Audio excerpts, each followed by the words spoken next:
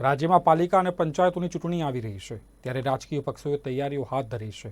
આશ્ચર્યજનક કહી શકાય તેવા એક ગઠબંધનમાં રાજ્યની સ્થાનિક સ્વરાજની ચૂંટણીમાં છોટુભાઈ વસાવા દ્વારા સંચાલિત ભારતીય ટ્રાઇબલ પાર્ટી અને અસદુદ્દીન ઓવૈસી દ્વારા સંચાલિત AIMIM પાર્ટી સાથે મળી અને ચૂંટણી લડશે.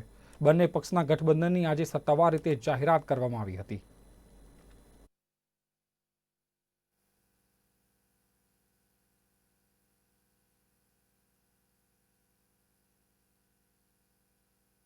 कि पूरे भारतवर्ष में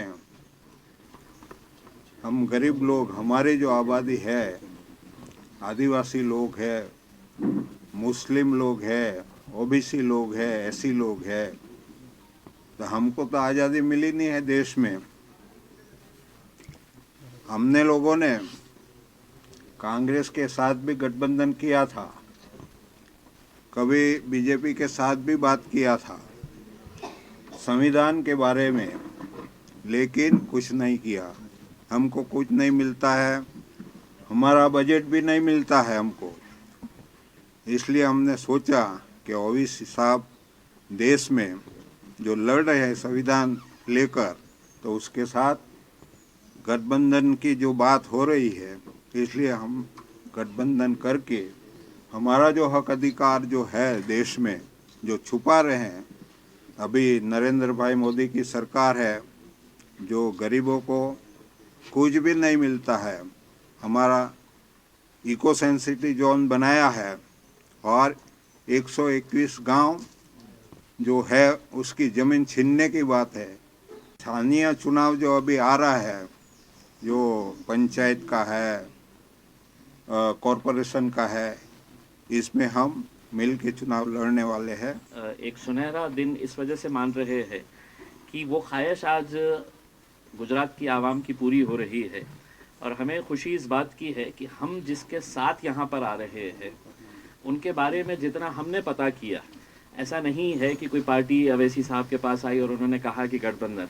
हमारे लिए बड़े फ़ख्र की बात है कि छोटू भाई वसावा साहब जिन्होंने अपनी पूरी ज़िंदगी एक मिशन के तहत लगाई है, उनके साथ हमें आज जोड़ने का मौका मिल रहा है. तो ये हमारे लिए बहुत खुशनसीबी की बात है कि गुजरात के अंदर हम कदम रख रहे हैं तो एक ऐसे शख्स के साथ, एक ऐसी पार्टी के साथ जिन्होंने राजनीति कम की है, सेवा ज़्यादा की है. और यही काम असदुद्दीन ओवैसी साहब हैदराबाद के अंदर आप देखेंगे उनका काम जो है. और हमने ये नोट किया है कि जिस दिन से ये घोषणा की गई थी छोटू भाई वसावा साहब की तरफ से, असदुद्दीन ओवैसी साहब ने जब ट्वीट किया था कि हम गुजरात में आ रहे हैं, तो जो उत्साह लोगों के अंदर हमको देखने को मिल रहा है, जो रिस्पांस लोगों के अंदर देखने को मिल रहा है. मैं तो कई सारे राज्यों के अंदर जाता हूँ, मैं आज ये समझ सकता हूँ कि मुझे ऐसा लगता था कि महाराष्ट्र में बहुत ज़्यादा उत्साह है, फिर बिहार गए तो ऐसा लगता था बिहार. लेकिन आप गुजरात में ओवैसी साहब नहीं आए हैं, अभी तक नहीं पहुँचे हैं, उसके बावजूद जो उत्साह है, तो यकीनन लोगों की एक ख्वाहिश थी कि एक ऑल्टरनेट के तौर के ऊपर कोई ना कोई यहाँ पर आए.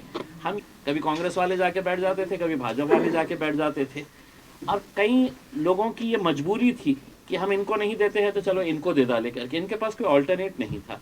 तो अब हम समझते हैं कि AIMIM और BTP एक साथ में मिलकर आएंगे तो एक बहुत ताकतवर एक हमारा अलायंस रहेगा, और अच्छे इश्यूज़ के ऊपर तो हम आगे की